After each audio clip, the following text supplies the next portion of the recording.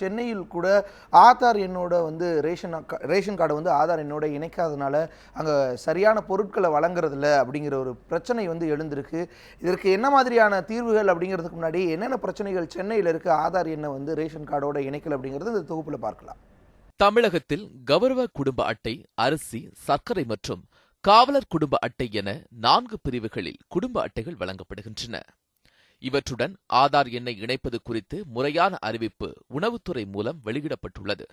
குடும்ப அட்டையுடன் ஆதார் எண்ணை இணைக்க காலக்கெடு எதுவும் நிர்ணயிக்கப்படவில்லை என்றும், ஆனால் ஆதார் எண்ணை கண்டிப்பாக இணைக்க வேண்டும் என்று தமிழக உணவுத்துறை அறிவித்துள்ள நிலையில், நியாய விலைக் கடைகளில் ஆதார் எண்ணை பதிவு செய்ய மக்கள் அலைமோதுகின்றனர். இதற்கான செயலிகள் இருந்தாலும் நியாய விலைக் கடைகளின் முக்கிய பயனாளிகளான பொருளாதாரத்தில் பின்தங்கிய மக்கள் நேரில் பதிவு செய்வதையே நம்பியுள்ளனர். இப்படிப்பட்ட சூழலில் அவர்கள் பல்வேறு காரணங்களால் அலைக்கழிக்கப்படுவதாக குற்றம் சாட்டுகின்றனர். இணையதளம் சரியாக வேலை செய்யாததால் பல முறை ஆதார் எண்ணை பதிவு செய்ய நியாய விலைக் கடைக்கு அலைந்ததாக குற்றம் சாட்டுகிறார் திருவல்லிக்கேணியை சேர்ந்த ஜெயலட்சுமி.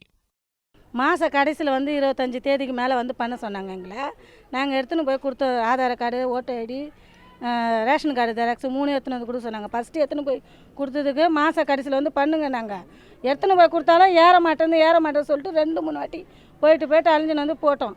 அது போட்டாலும் ரேஷன் வாங்க முடியல. அப்படி வாங்கினான்னு சொல்கிறாங்க, எங்களுக்கு இன்னும் நெட்டில் எங்களுக்கு இன்னும் அங்கேருந்தே வரல, எங்களுக்கு நெட்லேருந்தே வர மாட்டேங்குது. எதுவுமே வர சொல்லி எதுவுமே சரியாக போடுறதே கிடையாது. போலி குடும்ப அட்டைகளை ஒழிக்கும் பொருட்டு கடந்த 2015ஆம் ஆண்டு ஜனவரி மாதம் அரசு ஸ்மார்ட் ரேஷன் கார்டு திட்டத்தை தொடங்கியது. இதன் ஒரு அங்கமாக ஆதார் எண் இணைப்பது அவசியம் எனவும், இதன் மூலம் கடத்தலை தடுக்க முடியும் என்றும் கூறப்படுகிறது. ஆதார் எண் பதிவு செய்தவர்களுக்கு குடும்ப அட்டை மூலமாக பெறப்படும் பொருட்கள் குறுஞ்செய்தியாக அனுப்பப்படுவது வரவேற்கத்தக்கது என்றும், சிலர் பொருட்களை வாங்காமலேயே வாங்கியதாக குறுஞ்செய்தி வந்ததாகவும் குற்றம் சாட்டுகின்றனர். ஜனத்தால் போயிட்டு வந்திருந்தோம். இன்னைக்கு கொஞ்ச நேரம் ஒரு 4 மணி மட்டும் பதிவு பண்ணுறாங்க, அப்புறம் மறுநாள் சொல்கிறாங்க. மறுநாள் ஜனம் தான் திருப்பி வான்னு சொல்லி அலைச்சல் இருந்தது. அப்புறம் ஒரு 3 பேர் இதில் மொத்தமாக எடுத்துனுவான்னு சொல்லி ஒரு நாள் அலைச்சல் பண்ணுறாங்க. அப்புறம் ரேஷன் கார்டு வாங்காத முன்னே மெசேஜ் வந்தது ஒரு வாட்டி. அப்புறம் அது பதிவு பண்ணால் தான் தருவோம் கொள்ளுவோன்னு சொல்லியிருந்தாங்க. ஆதார் அட்டைகள் பதிவேற்றம் செய்யப்படும் போது சில அட்டைகள் பதிவேற்றம் செய்யப்படும் கருவிகளால் நிராகரிக்கப்படுகிறது.